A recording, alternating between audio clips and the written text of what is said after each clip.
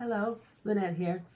I wanted to talk about what we're seeing in our world as far as populism is concerned.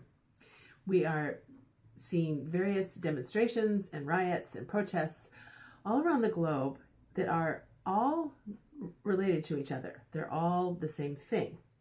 And I think it's very interesting to look at these different countries and how they're doing it and hold out a hope that the American right can also do the same thing to fight back against the globalists and the left and the liberals and the Democrats, because what they're doing to our country is just as harmful as what they're doing in other countries.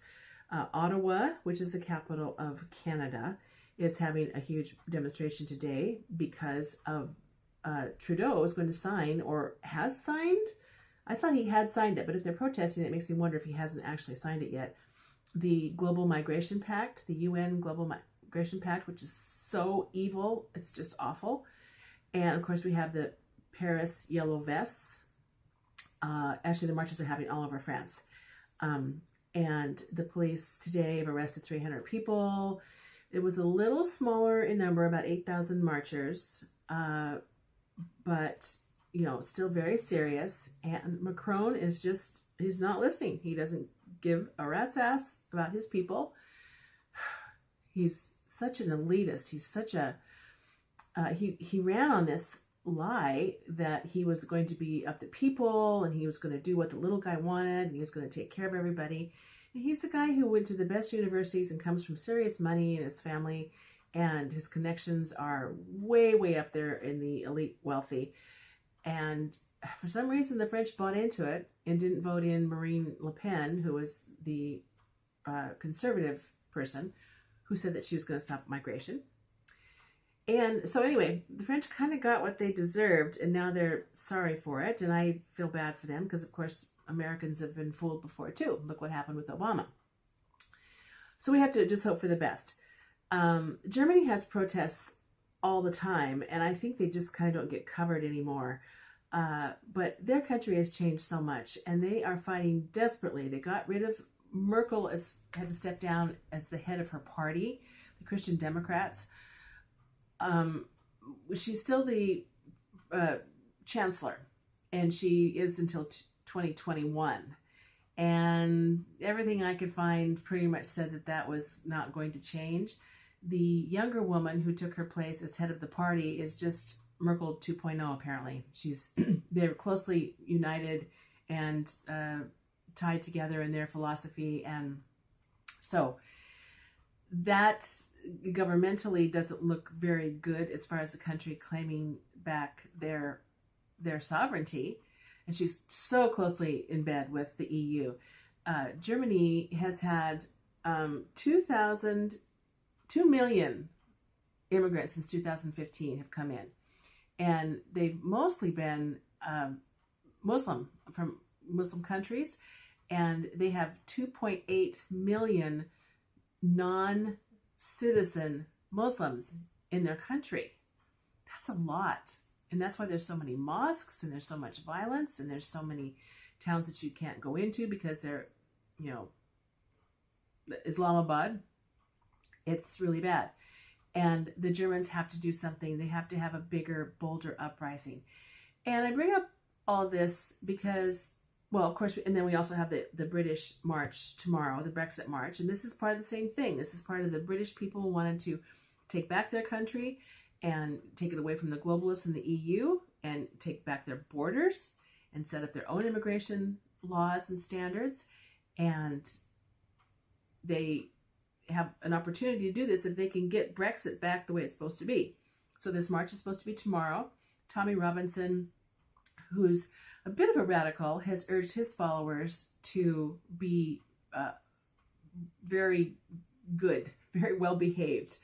I think he would hate to see violence because then the media could point to him and say, well, he's a known criminal and he incited violence. It's actually a UKIP, the United Kingdom Independence Party. They're the people that are sponsoring it, and Tommy Robinson has brought on board his followers. So that's going to be very interesting. I can't wait to get up in the morning and look and see how that's going. Theresa May is also another evil.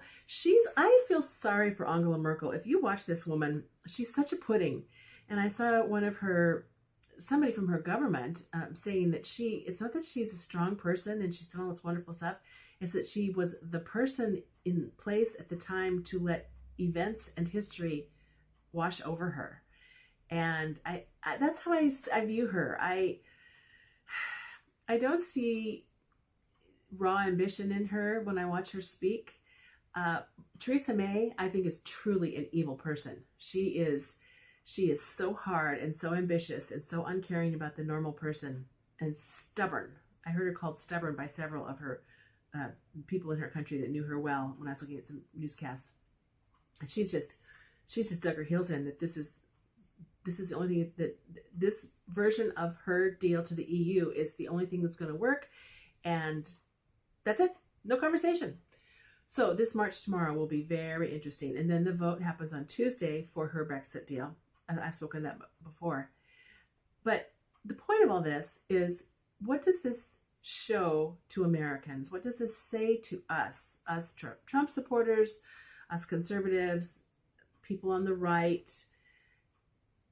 It says that we can change things too. Now, we have a leader in Donald Trump who is most of the rest of the world looks at us and is jealous that we have Trump. And not necessarily the leaders of these governments, but the people in these various countries say, oh, you're so lucky. You have this man who says what's on his mind. He does what he says he's going to do. And so I would dearly love to have some sort of a march or something like that was a Trump Republican conservative based thing.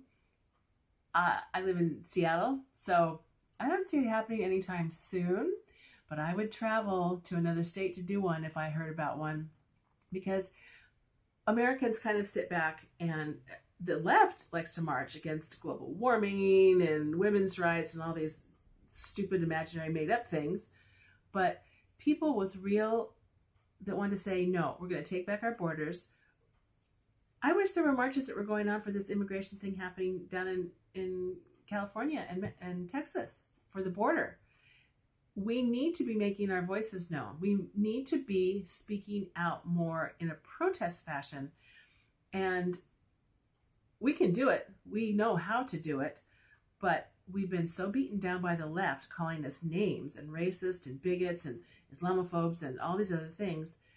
But you look at these numbers, the potential of what could happen to us in America here if things changed, as far as letting in various Islamic groups, countries. If the numbers changed, our country will change. We've seen it happen in Europe. And so far we have a president who's able to prevent this, but who knows what kind of evil deeds are going to happen when next, January, when the liberals take charge of the House. So it's very worrisome. And Donald is going through some staff changes now, and I hope those work out for him. I wasn't happy about the Attorney General pick, but we'll see. So this long rambling diatribe is just about, start thinking about protests. Spring is coming. The weather's going to be better. Is there a way that we can make our voices known? Is there the way that we can join in with our fellow Europeans in wanting to take down this globalist regime? Because that's really what it is. It's about the globalists and the elites who want to quash the average, regular guy in the street, in the factories and the farms, and the people that make these countries run. And I would like to see Americans become more vocal and more strident, those of us on the right, because we have let our voice be quashed. And let's start speaking out again.